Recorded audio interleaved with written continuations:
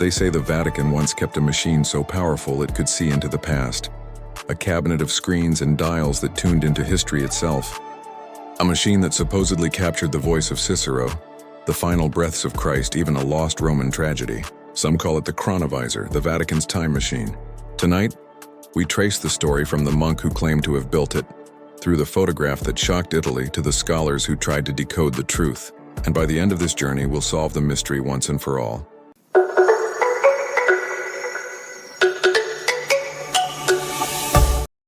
Welcome to Singularity Animations, where we explore the hidden corners of history, science, and the mysteries that still haunt our imagination. If you love uncovering the strange and the forbidden, you're in the right place. Our story begins with Father Pellegrino Ernetti, a Benedictine monk from Venice, well known as a musicologist and an eccentric scholar. In the 1950s and 60s, Ernetti began telling colleagues about a strange collaboration he was part of, a project that didn't build a time machine in the science fiction sense, but something stranger, a device to view time.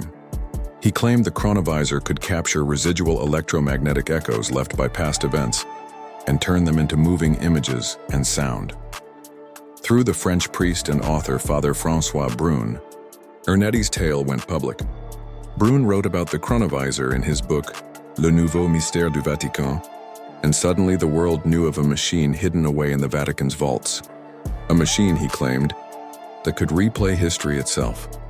Picture it as Ernetti described: a cabinet with a glowing screen, dials and switches like a mix between a television and an organ console, antennas arcing like metallic wings. According to Ernetti, this device allowed him and his team to watch Cicero deliver speeches, to listen to Napoleon, even to witness the crucifixion of Jesus Christ. He even hinted that a secret team of top scientists had been involved, dropping names like Nobel Prize winner Enrico Fermi and rocket pioneer Wernher von Braun, as if to anchor the machine's credibility in the titans of science. Then came the moment that turned rumor into worldwide sensation. In May 1972, the Italian weekly La Domenica del Corriere published a photograph Ernetti said came from the Chronovisor, an image of Christ on the cross.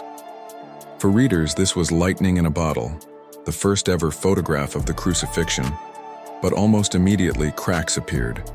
Investigators noticed the image looked nearly identical to a well-known devotional sculpture of Christ by Lorenzo Collaut Valera, sold widely as a postcard. The miracle photo appeared to be nothing more than a flipped and retouched image of this statue. If the photograph was not unique, then the Chronovisor's first piece of proof began to fall apart. Ernetti's other major claim was even bolder, that the Chronovisor had allowed him to recover a lost Roman tragedy, Thyestes by Quintus Ennius. He said he had transcribed the play from a live performance in 169 BCE, a cultural discovery that would have been priceless. But when scholars examined the Latin text he produced, they noticed problems. Dr. Catherine Owen Eldred and other classicists found anachronisms, word choices and constructions that didn't exist in Ennius's time, closer to modern scholarly reconstructions than to authentic Republican-era Latin. To experts, it read less like a rediscovered masterpiece and more like a modern imitation. In later years, another twist deepened the mystery. A letter from a relative claimed that on his deathbed, Father Ernetti admitted the photograph was faked and that he had written the Ennius text himself. Though supporters of Ernetti say this confession was coerced or fabricated to discredit him. Whether genuine or not, the deathbed story left the legend murkier, not clearer. And then there's the science. Ernetti's claim depended on the idea that past events leave recoverable electromagnetic traces in the environment, that centuries-old light and sound could be tuned into like a cosmic radio broadcast. But physicists point out that this would require a new, unknown medium that preserves high-resolution images and sounds indefinitely. Light from the crucifixion would not still be bouncing around Earth 2,000 years later, waiting to be captured. The Chronovisor's very premise contradicts everything we know about how waves dissipate. So here we are at the point where legend meets evidence. The photograph matches a modern sculpture.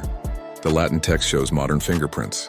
The team of famous scientists exists only in Ernetti's account, and no independent laboratory has ever reproduced a single Chronovisor result. The verdict?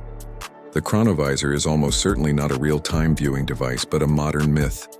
A story spun from one monk's vivid imagination, amplified by writers like François Braun and Peter Crassa, and kept alive by our collective hunger for mystery. And yet, the legend endures because it speaks to something deep in us. It's about the human longing to see history, to know for sure what happened, to watch the moments that shaped our world with our own eyes. Whether real or not, the Chronovisor remains a symbol of that yearning, a myth that reminds us why we chase hidden knowledge in the first place.